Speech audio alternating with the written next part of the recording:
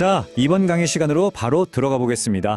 오늘 우리는 성경 전체를 통틀어서 사도 바울이 가장 다급하고 또 절대 타협하지 않는 맹렬한 변진을 펼친 바로 그 현장 속으로 들어갑니다. 갈라디아서 1장 1절에서 12절 말씀인데요. 바울이 대체 왜 이렇게 절박한 심정으로 펜을 들었는지 그 명확한 이유를 지금부터 하나씩 파헤쳐 보겠습니다. 시작하자마자 1장 6절 말씀을 한번 보시죠. 정말 놀랍지 않나요? 바울이 쓴 다른 서신서들을 보면 보통 처음에 칭찬도 좀 하고 부드럽게 인사도 건네잖아요.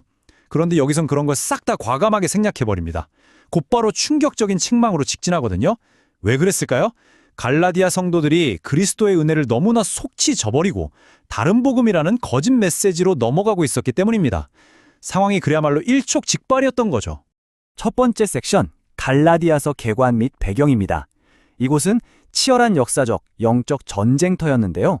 바울이 터뜨린 이 거룩한 분노를 제대로 이해하려면 우리는 진리의 말씀을 아주 정확하게 올바르게 나누어 보아야 합니다.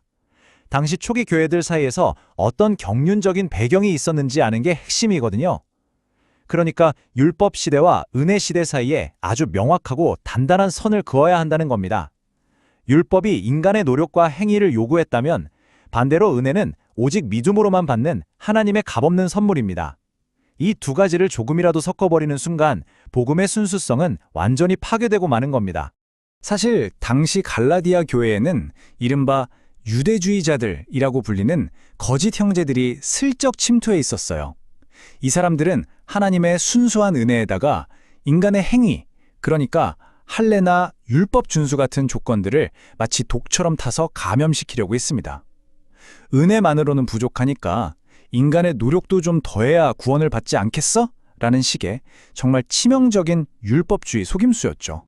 이게 바로 바울이 1절 첫머리에서부터 자신의 권위를 그토록 강력하게 세워야만 했던 결정적인 이유입니다. 바울은 자기 사도직이 사람들에게서 난 것도 아니고 사람을 통해 온 것도 아니라고 확언합니다. 오직 예수 그리스도 그리고 그분을 죽은 자들로부터 살리신 하나님 아버지께로부터 직접 왔다는 신적 기원을 분명히 하는 거죠. 인간의 전통을 들이미는 자들에게 맞서기 위해서 절대적인 하늘의 권위를 방패로 삼은 겁니다. 이어서 두 번째 섹션, 이 악한 세상에서의 구원입니다. 구원을 위해 지불된 궁극적인 대가를 짚어보겠습니다. 거짓 교사들의 궤변을 본격적으로 부수기 전에 바울은 먼저 영적인 기초를 아주 탄탄하게 다집니다. 4절에서 정말 은혜롭고 핵심적인 부분은요. 그리스도께서 이 악한 현 세상에서 우리를 건져내시기 위해 자기 자신을 온전히 내어주셨다는 바로 그 사실입니다. 예수님께서 친히 십자가에서 모든 죄값을 다 지불하셨잖아요.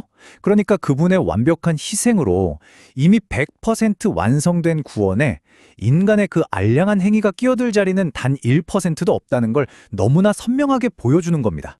세 번째 섹션, 다른 복음은 없다. 침투한 거짓 교사들에 대한 본격적인 반박입니다.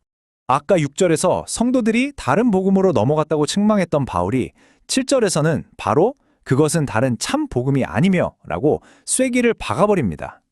행위에 기반을 둔 이 가르침은 결코 또 다른 기쁜 소식이 될 수 없다는 거예요.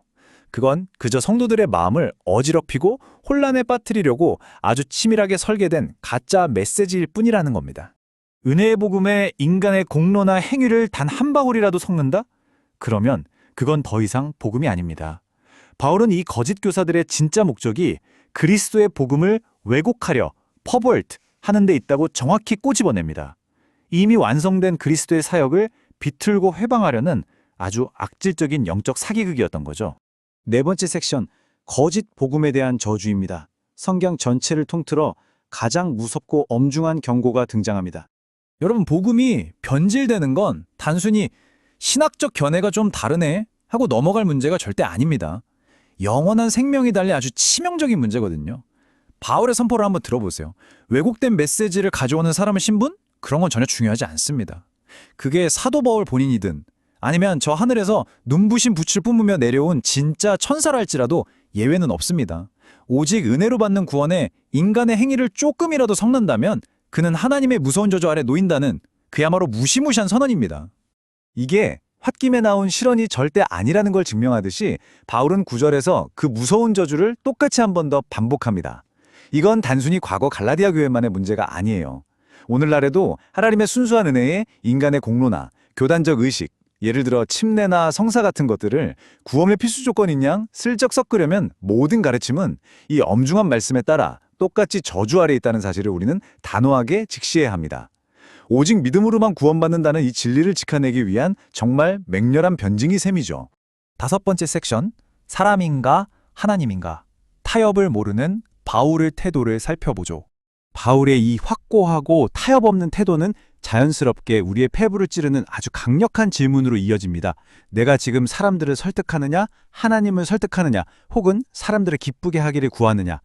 만약 그가 인간의 전통이나 사람들의 입맛에 맞추려고 복음의 메시지를 적당히 부드럽게 희석시켰다면 그는 결코 그리스도의 종이 될 수 없었을 겁니다.